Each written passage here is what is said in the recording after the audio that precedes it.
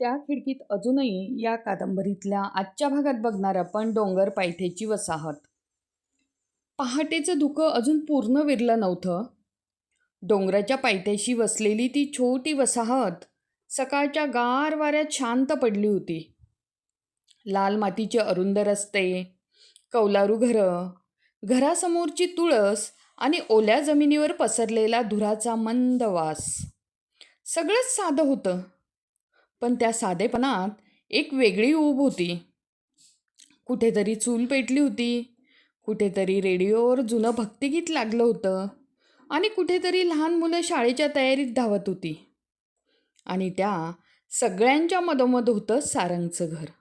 छोटंसं कौलारू घर, समोर मातीचं अंगण, एका कोपऱ्यात तुळशी वृंदावन. छपराच्या कडावरून अजूनही पावसाचे थेंब टपटपत होते. घरात सारंगची आई चुलीवर चहा ठेवत होती. लाकडाच्या धुराने घरभर हलका उबदार वास पसरला होता. सारंग, उठलास का रे? तिने आतून आवाज दिला. आतल्या खोलीत पुस्तकं, वही आणि कागदाच्या मध्ये बसलेला सारंग काहीतरी लिहित होता. रात्रभर त्याला नीट झोप लागली नव्हती. का कोण जाणे, पण काल वाड्याच्या खिडकीत दिसलेले वैदेहीचे डोळे सतत त्याच्या मनात फिरत होते आणि तो स्वतःशीच हलकसा हसला. अरे बापरे!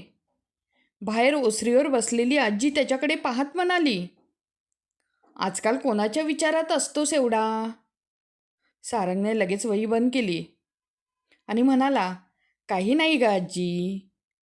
आजीच्या सुरकुतलेल्या चेहऱ्यावर मिश्किल हसू उमटलं. डोंगरावर धुकं आलं की काहीतरी मनात लपून राहतं. आम्हालाही कळतं बरं का.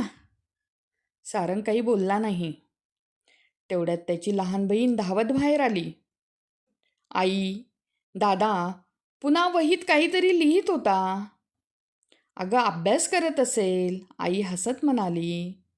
नाही, अभ्यास नाही, कुणाचं तरी नाव लिहित होता बहुतेक. सारंगने तिच्याकडे रागाने पाहिलं. ती लगेच हसत पळून गेली. घरभर हलकंसं हसू पसरलं. त्या छोट्याशा घरात पैसा नव्हता, मोठेपणा नव्हता, पण माणसांमधलं प्रेम प्रत्येक भिंतीत जाणवत होतं. सारंगचे वडील बाहेरून आले. पायांना लाल माती लागली होती. डोंगराजवळच्या शेतातून ते परतले होते. आज पुन्हा पाऊस येईल बहुतेक, त्यांनी आकाशाकडे पाहत म्हटलं. सारंग बाहेर आला. डोंगर धुक्याने पुन्हा झाकले जात होते आणि त्या धुक्याच्या पलीकडे दूरवर वैदेहीचा वाडा दिसत होता. वरच्या गॅलरीतला पिवळा दिवा अजून विझला नव्हता. सारंग काही क्षण शांतपणे तिकडे पाहत राहिला.